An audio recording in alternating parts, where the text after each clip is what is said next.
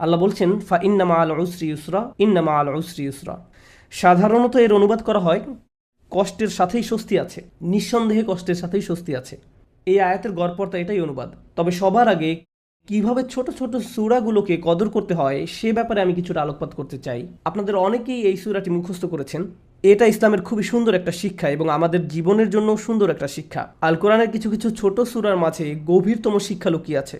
আল্লাহ সুবহানাহু ওয়া তাআলা তার অপরিসীম প্রজ্ঞা থেকে সূরাগুলোকে সংক্ষিপ্ত রেখেছেন যেন মানুষ সহজে এগুলো মুখস্থ করতে পারে এবং এগুলো থেকে জীবনের জন্য সবচেয়ে শক্তিশালী কিছু শিক্ষা সহজে মনে রাখতে পারে। আল্লাহ সুবহানাহু ওয়া তাআলা এমন একটি সময়ের কথা বর্ণনা করছেন যখন রাসূলুল্লাহ সাল্লাল্লাহু আলাইহি সাল্লাম তার জীবনের কঠিন একটি সময়কাল অতিবাহিত করছিলেন। প্রথম দিকে তিনি যখন দ্বীনের দাওয়াত প্রচার করছিলেন, বেশিরভাগ মানুষ এই দাওয়াত শোনার প্রতি আগ্রহী ছিল না। হুদায়বিয়ার সন্ধি পরবর্তী সময়কালের মতোও ছিল না, যখন দলে দলে মানুষ ইসলামের সুশীতল ছায়াতলে আশ্রয় নিচ্ছিল। নবুয়তি মিশনের প্রথম দিকে মানুষ তার জন্য কাজটা অনেক কঠিন করে তুলেছিল। যে কেউ রাসূলুল্লাহ সাল্লাল্লাহু আলাইহি সাল্লামের দাওয়াত গ্রহণ করত, সুফাহা তথা বোকা বলা হতো, বুদ্ধিহীন বলা হতো, অথবা বলা হতো তিনি এদেরকে বোকা বানিয়েছেন। কেউ ইসলাম গ্রহণ করলেই তাকে এই সমস্ত অভিযোগে অভিযুক্ত করা হতো। ঠিক সেই সময় আল্লাহ আজ্জা জাল্লাহ এই গভীর অর্থপূর্ণ সূরাটি নাজিল করেন এবং তাকে স্মরণ করিয়ে দেন আল্লাহ সর্বদা তার প্রতি অনুগ্রহ করে যাচ্ছেন। কোরআনের বিভিন্ন জায়গায় বিভিন্ন ধরনের অনুগ্রহের কথা উল্লেখ করা হয়েছে। যেমন অন্য একটি সূরায় আল্লাহ বলেন, আলাম ইয়াজিদিকা ইয়াতীমান ফাআওয়া, আল্লাহ কি আপনাকে ইয়াতীম হিসেবে পাননি, অতঃপর তিনি আপনাকে আশ্রয় দিয়েছেন। ওয়াজাদাকা দাল্লান ফাহাদা ওয়াজাদাকা আইলান ফাআগনা, আল্লাহ বলেন তিনি আপনাকে পথ খুঁজতে থাকা অবস্থায় পেয়েছেন। তিনি আরও বলেন তিনি আপনাকে নিঃস্ব পেয়েছিলেন এবং তিনি আপনাকে সম্পদশালী করে দিয়েছেন, অর্থাৎ খাদিজা রাদিয়াল্লাহু তাআলা আনহার সাথে বিয়ের মাধ্যমে। কিন্তু এই সূরায় আল্লাহ আজ্জা ওয়া জাল্লা ভিন্ন রকম একটি অনুগ্রহের কথা বর্ণনা করছেন, গভীর একটা অনুগ্রহ। আল্লাহ আজ্জা ওয়া জাল্লা বলেন, আলাম নাশরাহ লাকা সাদরাক, আমি কি আপনার জন্য আপনার বক্ষ সম্প্রসারিত করিনি। আরবি ভাষায় বক্ষ সম্প্রসারণ মানে প্রশান্তিতে থাকা, শান্ত থাকা। রাসূলুল্লাহ সাল্লাল্লাহু আলাইহি সাল্লাম সহজ কোনো পরিস্থিতিতে ছিলেন না। তার আশেপাশে সবাই তার বিরুদ্ধে সমানে অভিযোগ করে যাচ্ছিল, নয়তো তাকে শারীরিকভাবে আক্রমণ করতে চাইতো। তার নিজের গোত্রের লোকেরাও তাকে পরিত্যাগ করেছিল। কোনো কিছুই তখন সহজ ছিল না। তবু আল্লাহ বলছেন এই সব প্রতিকূল পরিস্থিতিতেও আপনার প্রতি সবচেয়ে বড় অনুগ্রহ হলো আপনার বক্ষ সম্প্রসারিত করা হয়েছে, আপনি প্রশান্তিতে আছেন। তারপর আল্লাহ আজ্জা ওয়া জাল্লা বর্ণনা করেন কিসের শান্তি, ওয়া ওয়াদা'না আনকা উযরাক, তিনি বোঝা দূর করে দিয়েছেন। এই আয়াতে বোঝা বলতে কি বোঝানো হয়েছে তা নিয়ে ওলামারা অনেক মন্তব্য করেছেন। তার থেকে একটি ব্যাপারে আজকের খুতবায় আলোচনা করব। রাসূলুল্লাহ সাল্লাল্লাহু আলাইহি সাল্লাম নবুয়ত লাভ করার পূর্বে মক্কা থেকে নিজেকে দূরে সরিয়ে নিতেন এবং পৃথিবীতে কেন এত দুঃখ কষ্ট তা নিয়ে চিন্তামগ্ন থাকতেন। তিনি ঘন্টার পর ঘন্টা দিনের বেলা, কখনো কখনো রাতেও চিন্তামগ্ন অবস্থায় হেরা গুহায় কাটিয়ে দিতেন। তিনি সমাজ থেকে নিজেকে এভাবে দূরে সরিয়ে নিয়ে ভাবতেন এই জীবনে কেন এত দুঃখ যাতনা। আর আল্লাহ আজ্জা ওয়া জাল্লা এই সমস্ত প্রশ্নের জবাব দিয়েছেন তার নিজের কথার মাধ্যমে। যখন রাসূলুল্লাহ সাল্লাল্লাহু আলাইহি সাল্লাম আল্লাহর কালামের মাধ্যমে জবাব পেলেন, আল্লাহ আজ্জা ওয়া জাল্লা এই ব্যাপারটাকে বর্ণনা করছেন যে তিনি আপনার বোঝা লাঘব করে দিয়েছেন। ওয়া ওয়াদা'না আনকা উযরাক, আমাদের জন্য এতে শিক্ষা হলো যে হ্যাঁ, জীবনে অনেক চাপ সইতে হয়, আর আল্লাহ বলছেন তার কালাম এই চাপ থেকে নিষ্কৃতি দান করে, ওই বোঝাগুলো দূর করে দেয়। আল্লাযী আনকাদা যাহরাক ওয়া রাফা'না লাকা যিকরাক, যা আপনার পিঠ ভেঙে দিচ্ছিল আর আমি আপনার জন্য আপনার স্মরণকে সমুন্নত করেছি। এই সূরায় যে শিক্ষাটি আল্লাহ দান করছেন তা শুধু রাসূলুল্লাহ সাল্লাল্লাহু আলাইহি সাল্লামের জন্য নয়, এটি আসলে সকল মানুষের জন্য। ফা ইন্না মা'আল উসরি ইউসরা, এর সাধারণ অনুবাদ হলো নিশ্চয়ই কষ্টের সাথে স্বস্তি রয়েছে। আজকের খুতবার কিছুটা সময় আমি এই আয়াতের উপর ব্যয় করব। আমার আপনার জন্য এই আয়াতে কি শিক্ষা রয়েছে। প্রথমে এই আয়াতের আরবি ব্যাকরণগত দিক নিয়ে আলোচনা করতে চাই। আপনাদের মাঝে যারা আরবি ব্যাকরণের সাথে পরিচিত তাদের জন্য বলছি, এখানে মুবতাদা হলো ইউসুর। ব্যাকরণগত দিক থেকে এই বাক্যের শুরু হলো স্বস্তি। যখন আমরা বাংলায় অনুবাদ করি তখন বলি নিশ্চয়ই সকল কষ্টের সাথে স্বস্তি রয়েছে, কিন্তু ব্যাকরণগত দিক থেকে সবচেয়ে শুদ্ধ অনুবাদ হলো স্বস্তি রয়েছে কষ্টের সাথে। এই বাক্যের ফোকাস হলো স্বস্তির উপর, কষ্টের উপর নয়। এখানে ইউসুর বা স্বস্তি হলো মুবতাদা। ব্যাকরণগত দিক থেকে এটাই বাক্যের শুরু। এটা কেন গুরুত্বপূর্ণ? কারণ আল্লাহ আমাদের মনোযোগ স্বস্তির উপর রাখতে চাচ্ছেন, কষ্টের উপর নয়। সহজ সময় বা স্বস্তি হয়তো পরে এক সময় আসবে, কিন্তু আল্লাহ চান আমরা যেন আমাদের মনোযোগ সামনে যে স্বস্তিদায়ক সময় আসছে তার উপর রাখি, এখন যে কষ্টে আছি তার উপর নয়। আপনি যে ধরনের কঠিন সময় দিনাতিপাত করছেন না কেন, আল্লাহ এর একটা ব্যবস্থা করবেন এবং স্বস্তিদায়ক সময় সামনে অবশ্যই আসছে। দ্বিতীয় যে বিষয়টা এখানে মনোযোগের দাবি রাখে তা হলো ইউসুর হলো নাকেরা, মানে এটি আম ওয়া আম্মাল ওয়া আজম ওয়া আকাদ, অর্থাৎ কষ্ট কি এটা সবাই জানে। হয়তো এটা অর্থনৈতিক কষ্ট, স্বাস্থ্যগত কষ্ট, মানসিক কষ্ট, আবেগ সংক্রান্ত কোনো কষ্ট, বা আপনার কষ্টের জিনিস হয়তো আপনার পাশেই বসে আছে, আমি জানি না। সবার জীবনে কোনো না কোনো সমস্যা রয়েছে। এই কষ্টদায়ক বিষয়গুলো সম্পর্কে সবাই জানে, আর এগুলো খুবই সুনির্দিষ্ট। কিন্তু আল্লাহ বলছেন কষ্টের চেয়ে স্বস্তিটা অনেক বড়, অনেক বিস্তৃত। কষ্টের মতো স্বস্তির ব্যাপারটা অতটা জ্ঞাত নয়। অর্থাৎ কিছু স্বস্তি আসবে, কিন্তু আপনি জানেন না কিভাবে সেটা চিনতে হয়। সবাই সমস্যা শনাক্ত করতে পারে, কিন্তু সবাই সমাধান দিতে পারে না। আল্লাহ যখন আপনাকে স্বস্তি দিবেন, আপনি হয়তো এটাকে স্বস্তি মনে নাও করতে পারেন। আল্লাহ আপনার জীবনে স্বস্তি নিয়ে আসবেন, কিন্তু আপনি হয়তো বুঝতেও পারবেন না যে আল্লাহ আপনার জীবনে স্বস্তি নিয়ে আসছেন। তিনি আপনার জীবনে এমন দিক থেকে স্বস্তি নিয়ে আসবেন যা সম্পর্কে আপনি জানতেন, আবার এমন দিক থেকেও নিয়ে আসবেন যা সম্পর্কে আপনি ভাবতেও পারেননি। অপ্রকাশ্য জগতের ব্যাপার। এই বাক্যাংশে ইন্না মাআল উসরি অর্থাৎ কষ্টটি, এটি সুনির্দিষ্ট, জানা। পরের শব্দ ইউসরান হলো নাকেরা বা অনির্দিষ্ট, অর্থাৎ স্বস্তির ব্যাপারটা অজানা। কারণ অনেক সময় মানুষ কেবল সে বিষয়ের উপর ফোকাস রাখে যা দেখা যায়। তারা যা দেখতে পায় না তার প্রতি কোনো মনোযোগ দিতে পারে না। এখন আল্লাহ আমাদেরকে বলছেন অদৃশ্য স্বস্তি বা আরাম তোমাদের জন্য আসছে সব সময়। এই অদৃশ্য স্বস্তি সব সময় বর্তমান। আরবি ইন্না শব্দের অর্থ নিশ্চয়ই। আরবি ভাষাবিদরা ইন্নাকে বর্ণনা করছেন হারফুন লিজালাত ইসাক, অর্থাৎ ইন্না বাক্যে ব্যবহৃত হয় সন্দেহ দূর করতে। একটা সহজ উদাহরণ দিচ্ছি। আপনি যদি কোনো সমস্যায় পড়েন, ধরুন সমস্যাটা দেখা দিয়েছে চাকরির কাজে বা পরিবারে। এখন কেউ এসে বলল, আরে ভাই এটা কোনো সমস্যাই না। আপনি বললেন এটা একটা বিশাল সমস্যা। অর্থাৎ সমস্যাটা সম্পর্কে আপনার মনে কোনো সন্দেহ নেই, কিন্তু সমাধান নিয়ে সন্দেহ আছে। সমস্যাটা কি, কোন দিন শেষ হবে, এই বিষয়ে আপনার সন্দেহ রয়েছে। সহজ সময় কোন দিন আসবে, কোনো সমাধান আসলেই কি আসবে, এই বিষয়ে আপনি সন্দিহান। সুতরাং সমস্যার ব্যাপারে মানুষ পুরোপুরি নিশ্চিত থাকে, কিন্তু সমাধান আসবে কিনা এই ব্যাপারে তারা সন্দেহপ্রবণ। সহজেই আমরা আশাহীন হয়ে পড়ি।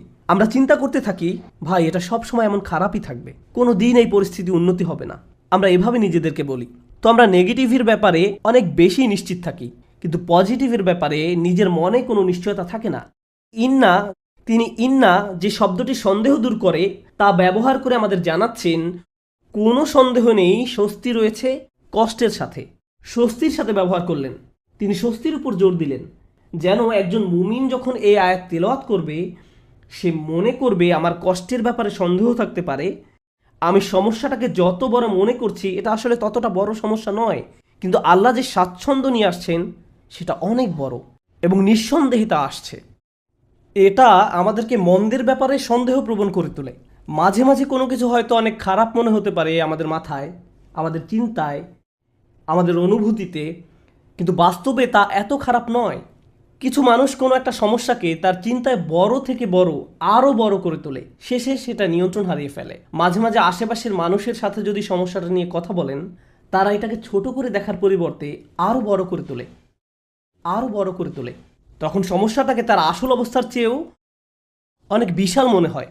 আর যে স্বস্তি আল্লাহ নিয়ে আসছেন তা আপনার সামনেই বর্তমান, কিন্তু আপনি তা দেখছেন না, কারণ সমস্যাটাকে আপনি কাল্পনিক দৃষ্টিতে অনেক বড় করে দেখছেন। তাই আল্লাহ আযজা ওয়া জাল্লা বলছেন স্বস্তি আসার ব্যাপারে নিশ্চিত থাকো, এ ব্যাপারে মনে কোনো সন্দেহ পোষণ করো না। এই আয়াতের শেষ যে শিক্ষাটি আমি আপনাদের সাথে শেয়ার করতে চাই, সূরাটি শেষ করার পূর্বে এবং শেষ অংশটি কিভাবে এই অংশের সাথে সম্পর্কযুক্ত তা আলোচনা করার পূর্বে, সেটা হলো আল্লাহ বলেননি কষ্টের পর স্বস্তি আছে। তিনি পর শব্দটি ব্যবহার করেননি, তিনি ব্যবহার করেছেন সাথে শব্দটি, ইন্না মাআল উসরি ইউসরা। তিনি ইন্না বা'দাল উসরি ইউসরা বলেননি। সাথে এবং পরে এই দুইটা শব্দের মাঝে বিশাল পার্থক্য আছে। এখানে বড় পার্থক্য রয়েছে কষ্টের সাথে স্বস্তি আছে এবং কষ্টের পরে স্বস্তি রয়েছে, এই দুই কথার মাঝে বড় একটা ফারাক আছে। দুটি পার্থক্য আপনাদের সাথে শেয়ার করতে চাই। একটি পার্থক্য হলো, হয়তো আপনি যখন একটি সমস্যার মধ্য দিয়ে দিন পার করছেন, সেই সমস্যাটির সাথে কিছু স্বস্তির বিষয়ও আপনার জীবনে এসেছে যা আপনি উপলব্ধিও করতে পারেননি। বর্তমান সমস্যাটি যতটা কঠিন মনে হোক না কেন, বিকল্প হয়তো আরও অনেক বেশি কঠিন হতো। হয়তো একটি দরজা বন্ধ হওয়ার কারণে আরও 5টি দরজা খুলে গিয়েছে। আপনি হয়তো ব্যাপারটি দেখতে পাননি, কিন্তু আল্লাহ আযজা ওয়া জাল্লার ডিজাইনে একটি সমস্যা হয়তো 20টি সমাধানের পথ উন্মুক্ত করে দেয়, আরও অগণিত সমাধানের পথ খুলে দেয়। এজন্য ওই স্বস্তিদায়ক বিষয়গুলো আসার জন্য এই সমস্যাটি ঘটার দরকার ছিল। এটি আল্লাহর বিজ্ঞ ডিজাইনের অংশ। আমরা হয়তো তা শনাক্ত করতে পারি না। অন্য কথায়, হ্যাঁ, আমার মন বলছে আমি সমস্যার মধ্যে দিয়ে যাচ্ছি, কিন্তু এই সমস্যার মধ্য দিয়ে আল্লাহ আমার জীবনে স্বস্তি নিয়ে আসছেন নিশ্চিতভাবেই। শুধু আমাকে সেটা খুঁজে পেতে হবে। সমস্যা আমি দেখতে পাচ্ছি, কিন্তু সমাধান কোথায় সেটা আমাকে খুঁজে বের করতে হবে। জীবনে আমরা যত ভয়ানক অভিজ্ঞতার মধ্য দিয়ে যাই, তখন আমরা এভাবে প্রশ্ন করি যে আমাকে কেন এই বিপদে ফেলা হলো, কেন আমার সাথে এমন হচ্ছে, আমি কি এমন অন্যায় করেছি, এর থেকে ভালো কি আসবে। আপনাদেরকে বলছি, ওই অভিজ্ঞতাগুলোর প্রত্যেকটাই কোনো না কোনো সহজতা, স্বস্তি বা ভালো সাথে করে নিয়ে আসে, যা আমরা দেখতে পাই না। কিন্তু আল্লাহ বলছেন ওই স্বস্তি সাথেই আছে, তোমাকে এর জন্য অপেক্ষা করতে হবে না। এটা একই সময়ে কষ্টের সাথে সহাবস্থান করে, কষ্টের সঙ্গেই এই স্বস্তির অবস্থান। ইন্না মাআল উসরি ইউসরা। এছাড়াও যখন সাথে শব্দটি ব্যবহার করা হয়, আল্লাহ বলছেন যে স্বস্তিকে কষ্টের সাথে রাখা হয়েছে। স্বস্তিকে কষ্টের সাথে রাখা হয়েছে। যেভাবে তিনি রাতকে দিনের সাথে রেখেছেন, তিনি যেভাবে মেঘমালাকে বৃষ্টির সাথে রেখেছেন, অনেক জিনিস আছে যেগুলো তিনি একত্রে রেখেছেন। এই জীবনে আল্লাহ যা করার সিদ্ধান্ত নিলেন, আমি আর আপনি যদি স্বস্তি পেতে চাই, তিনি ব্যাপারটাকে এমনভাবে ডিজাইন করলেন, কষ্টের মধ্য দিয়ে গেলেই কেবল কষ্টের সাথে স্বস্তি আসবে। এভাবেই তিনি জীবনের সব কিছু ডিজাইন করেছেন। আপনাদের অনেকেই ছাত্র, আপনাকে প্রথমে পড়ালেখার কষ্টের মধ্য দিয়ে যেতে হবে, তারপর আপনি গ্র্যাজুয়েট হওয়ার স্বস্তি লাভ করবেন, পরবর্তী ক্লাসে উত্তীর্ণ হওয়ার স্বস্তি লাভ করবেন। আপনার চাকরির জায়গায় কঠিন পরিশ্রম করতে হবে বোনাসের স্বস্তি লাভ করার পূর্বে, প্রমোশন লাভ করার পূর্বে। কষ্ট ছাড়া এসব ঘটে না। আপনাকে আগে খাদ্যাভ্যাস ঠিক করতে হবে, স্বাস্থ্যকর খাবার খেতে হবে ভালো স্বাস্থ্য লাভ করার পূর্বে। কোনো রোগীকে হয়তো আগে অপারেশনের কষ্টের মধ্যে দিয়ে যেতে হবে সুস্থ হওয়ার আনন্দ উপভোগ করার পূর্বে। এভাবেই আল্লাহ জীবনকে তৈরি করেছেন। আপনাকে কষ্টকর অভিজ্ঞতার ভেতর দিয়ে যেতে হবে যদি স্বস্তি লাভ করতে চান। এটাই আল্লাহ ডিজাইন। ব্যাপারটা এমনই। আপনি এই কথা শোনার পর হয়তো ভাবতে পারেন, আমি তো এখন কঠিন সময় আছি, তার মানে সামনে সহজ সময় আসছে, আর এজন্য আমি এখন বিশ্রাম করব আর সহজ সময় আসার অপেক্ষা করব। না, আল্লাহ আমাদেরকে গভীর একটি বিষয় সম্পর্কে জানাচ্ছেন। আপনাকে কঠিন সময়ে কঠোর পরিশ্রম করে যেতে হবে। বসে বসে এমনটি ভাবলে হবে না যে আল্লাহ তো সহজের প্রতিশ্রুতি দিয়েছেন, তাই আমি তার অপেক্ষায় থাকবো আর বসে বসে কাঁদবো। No. এই জন্য তিনি পরের আয়াতে আমাদের রাসূল সাল্লাল্লাহু আলাইহি সাল্লামকে বলছেন, ফাইদা ফারাগাতা ফানসব। শক্তিশালী একটা বাক্য। অর্থ, অতএব যখন আপনি অবসর পান পরিশ্রম করুন। স্বস্তি এবং কষ্টের সাথে এর সম্পর্ক কি? স্বস্তি এবং কষ্টের সাথে এর সম্পর্ক কি? আল্লাহ চান না আমি আর আপনি যেন অলস হয়ে বসে থাকি। যখন আমরা কোনো কঠিন সময় থাকি, তখন আল্লাহ চান আমরা যেন প্রচুর পরিশ্রম করি। অন্য মানুষদের দেখবেন যখন তারা কোনো কঠিন সময় পতিত হয়, সব কিছু ছেড়ে দিয়ে একেবারে হতাশ হয়ে বসে থাকে। তারা নিরাশ হয়ে পড়ে, উদ্বিগ্ন হয়ে পড়ে, সব কিছু বাদ দিতে শুরু করে। কিন্তু বিশ্বাসীদের বেলায় যখন তুমি কঠিন কোনো পরিস্থিতিতে পড়ো, তখন তুমি অবসর পেলেই নিজেকে কঠোর পরিশ্রমে নিয়োজিত করো, নিজেকে কাজে লাগাও, উৎপাদনক্ষম বানাও। উলামারা এই আয়াত নিয়ে প্রচুর মন্তব্য করেছেন। যখন দাওয়ার কাজ থেকে অবসর পান, তখন নিজেকে ইবাদতের কঠোর পরিশ্রমে নিয়োজিত করুন। ইবাদত থেকে অবসর পাওয়ার পর দাওয়ার কাজে আত্মনিয়োগ করুন। রাসূলুল্লাহ সাল্লাল্লাহু আলাইহি সাল্লামকে বলা হচ্ছে, এক কাজ থেকে অবসর পাওয়ার পরে অন্য কাজে নিজেকে ব্যস্ত রাখুন। আমার আর আপনার জন্য প্রশ্ন হলো, কত সময় আমরা অপচয় করি এমনটা ভেবে যে জীবন কত দুর্বিষহ। অলস হয়ে বসে থাকি, কিছুই করি না, নিজের মনকে নেতিবাচক চিন্তায় ডুবিয়ে রাখি, সম্পূর্ণ অকার্যকর আর অকর্মণ্য হয়ে বসে থাকি। অথচ আল্লাহ বলছেন, তোমার হাতে অনেক বেশি অবসর সময় আছে আর তুমি এই সময়ে কোনো কাজেই লাগাচ্ছ না। যখন আপনি নিজেকে কোনো পরিশ্রমে নিয়োজিত না করেন, তার মানে আপনি কষ্টকে জেতার সুযোগ দিচ্ছেন। আয়াতটা শুরু হয়েছে ফা অক্ষর দিয়ে, ফা আস-সাবাবিয়া, অর্থাৎ অতএব। তুমি যেহেতু স্বস্তি কামনা করো, তাই তোমার নিজেকে পরিশ্রমে নিয়োজিত করতে হবে। এটা শেখার ফলে তোমার উচিত নিজেকে পরিশ্রমে নিয়োজিত করা। তাই আমার আর আপনার উচিত একটি অর্থপূর্ণ এবং প্রোডাক্টিভ জীবনযাপন করা। মাঝে মাঝে জীবনে অতিরিক্ত চাপের কারণে আমরা ভেঙে পড়ি। আমরা সহজেই একেবারে ভেঙে পড়ি, দুঃখ, হতাশায়, উদ্বেগ বা উৎকণ্ঠায়। এরকম হওয়া দোষের কিছু নয়, কিন্তু আমাদেরকে শিখতে হবে কিভাবে আল্লাহর কিতাবের মাধ্যমে এই কষ্টকর অভিজ্ঞতার সময় মানসিক শক্তি অর্জন করব। রাসূলুল্লাহ সাল্লাল্লাহু আলাইহি সাল্লাম যেসব কাজে নিজেকে ব্যস্ত রাখতেন, তা ছিল দুই রকমের। এটা মনে রাখতে চেষ্টা করুন। দুই ধরনের কাজ আছে যা আপনাকে ব্যস্ত রাখতে পারে। আমি আপনাদের জন্য তৃতীয় আরেকটি যুক্ত করব।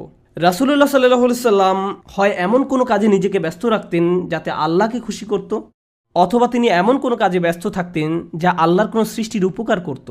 তিনি হয় শুধু আল্লাহর জন্য কিছু করতেন, নামাজ পড়া, জিকির করা, এই কাজগুলো ছিল শুধু আল্লাহর জন্য, অথবা তিনি কাউকে সাহায্য করতেন, তিনি কাউকে পথ দেখাতেন, শিক্ষা দিতেন, এমনকি তিনি মানুষকে জীবিকা উপার্জনের জন্য সাহায্য করতেন। এভাবে তিনি অন্য মানুষদের সব ধরনের সাহায্য করতেন। এখন আপনি নিজেকে প্রশ্ন করুন, এই দুই ধরনের কাজের কোনটি আপনি করছেন? আমি কি এমন কিছু করছি যা আল্লাহকে খুশি করছে, বা আমি কি এমন কিছু করছি যা কারো জীবনে স্বস্তি নিয়ে আসছে? মূলত আল্লাহ অন্য একটি সূরায় রাসূলুল্লাহ সাল্লাল্লাহু আলাইহি সাল্লামকে এই কাজগুলো সম্পর্কে বলেছেন, ফাআম্মাল ইয়াতীমা ফালা তাকহার ওয়া আম্মাস সাইলা ফালা তানহার ওয়া আম্মা বিনিআমাতি রাব্বিকা ফাহাদ্দিস। সুতরাং আপনি এতিমদের প্রতি কঠোর হবেন না, আর ভিক্ষুককে আপনি ধমক দিবেন না। কিন্তু আপনি যখন অতিরিক্ত চিন্তা করতে থাকবেন নিজের সমস্যাগুলো কতটা খারাপ, জীবনটা কেমন দুর্বিষহ, কিভাবে সব কিছু তার গতিপথ হারিয়ে ফেলছে, কোনো কিছুই কোনো দিন ঠিক হবে না, তাহলে নিজের মাঝে আপনি অতিরিক্ত ডুবে আছেন। আপনি নিজেকে নিয়েই পড়ে আছেন। এভাবে নিজেকে নিয়ে পড়ে থাকলে আল্লাহর সাহায্য আসে না। এভাবে আল্লাহর সাহায্য আসে না। আল্লাহ বলেন, ওয়া ইলা রব্বিকা ফারগব, এবং আপনার পালনকর্তার প্রতি মনোনিবেশ করুন। আমি আর আপনি যে সমস্যাগুলোর মাঝে দিন পার করছি, আজ সেগুলোকে অনেক বেশি, অনেক বড় বলে মনে হয়। সমস্যা ছাড়া আর কিছু নিয়ে আমরা ভাবতে পারি না। কিন্তু একটু সামনে এগিয়ে চিন্তা করলে বুঝবেন আমরা সবাই একটা গন্তব্যের উদ্দেশ্যে ছুটছি, আর সেই গন্তব্যটি হলো আল্লাহর সাক্ষাৎ। ওয়া আন্না ইলা রব্বিকাল মুনতাহা। যদি এই ব্যাপারটা ভুলে যান যে আপনি একটি রেলগাড়ির ভিতরে আছেন, বুঝতে পারেন বা না পারেন আপনি আল্লাহর দিকে ছুটে চলছেন। আপনি কিন্তু নিশ্চলভাবে দাঁড়ানো অবস্থায় নেই। আপনার সমস্যাটি জীবন থামিয়ে দেয়নি, জীবন এখনো এগিয়ে চলছে। আমার আপনার আল্লাহর সাথে দেখা হবেই।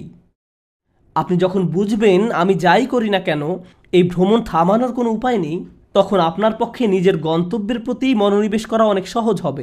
এই মুহূর্তে আমি যে এলাকা অতিক্রম করছি, যে সমস্যাপূর্ণ এলাকা অতিক্রম করছি, একসময় এটা পার হয়ে যাবে, কারণ এটা আমার গন্তব্য নয়। আমার গন্তব্য হলো আল্লাহ আজ্জা ওয়া জাল্লা। এভাবে নিজের মাথায় একটা চিত্র তৈরি করুন। মনে করুন একটি পথ দিয়ে কোথাও যাচ্ছেন, আর পথিমধ্যে কোনো জায়গায় প্রচণ্ড দুর্গন্ধ নাকে এসে লাগলো। যদি চলতে থাকেন গন্ধটা একসময় চলে যাবে। এটা সব সময় আপনার সাথে থাকবে না। চলতে থাকলে একসময় ভালো একটা জায়গায় এসে উপনীত হবেন। আপনাকে হয়তো ভয়ঙ্কর কোনো অঞ্চলও অতিক্রম করতে হতে পারে। আপনি চলতে থাকলে ওই অঞ্চলও পার হয়ে যাবেন। জীবনটা এমনই, আমাদেরকেও এভাবে জীবনের সমস্যাগুলো অতিক্রম করে যেতে হবে। আর আল্লাহ আজ্জা ওয়া জাল্লা বলছেন, আপনার আমার জীবনের প্রতিটি ভ্রমণেরই একটি উদ্দেশ্য আছে। আমাদের নিজেদের শুধু একটি প্রশ্ন করতে হবে, আমরা কি পরিশ্রম করছি? দিন শেষে আমরা কি করছি? তৃতীয় যে ব্যাপারটি নিয়ে আজ কথা বলবো, আগে আমি বলেছিলাম মহানবী সাল্লাল্লাহু আলাইহি সাল্লাম হয় আল্লাহর সন্তুষ্টির জন্য কিছু করতেন, নতুবা তার সৃষ্টির উপকারার্থে কিছু করতেন। আর আমাদের বেলায় দিনের অধিকাংশ সময় আমরা আত্মসেবায় ব্যয় করি। অবশ্যই আমাদের বিভিন্ন জিনিসের প্রয়োজন রয়েছে। আমাদের খাবারের দরকার, পোশাক পরিচ্ছদ প্রয়োজন, চাকরি বাকরি করতে হবে। কিন্তু অবসর সময় আমি কি করি? আয়াতটি কিন্তু আপনার দিনের 24 ঘন্টা সময় নিয়ে কথা বলছে না। আয়াতটি আপনার ফ্রি সময় নিয়ে কথা বলছে। আচ্ছা ঠিক আছে, আপনার এক্ষেত্রে কিছুই করার নেই। আপনাকে ভোর 5টায় ঘুম থেকে উঠতে হয়, 6টার মধ্যে অফিসে পৌঁছতে হয়, এবং সন্ধ্যা 6টা পর্যন্ত অফিস করতে হয়, 7:30 পর্যন্ত ট্রাফিক জ্যামে আটকা থাকতে হয়। ঠিক আছে, কোনো সমস্যা নেই, আপনার কোনো অবসর নেই। কিন্তু যখন অবসর পান তখন কি করে সময় পার করেন? যখন ফ্রি থাকেন সে সময় কি করেন? আল্লাহ আপনার জীবনে সহজ সময় আনবেন কিনা তা নির্ভর করে আপনার অবসর সময় আপনি কি করেন তার উপরে। অবসর সময়ের কর্মকাণ্ড তা নির্ধারণ করবে। আপনি নিজের প্রতি সৎ থেকে আমাদেরকে প্রশ্ন করতে হবে, অবসর পেলে আমরা কি করি? আর আমাদের ছেলে মেয়েদের কিভাবে অবসর কাটাতে শেখাই?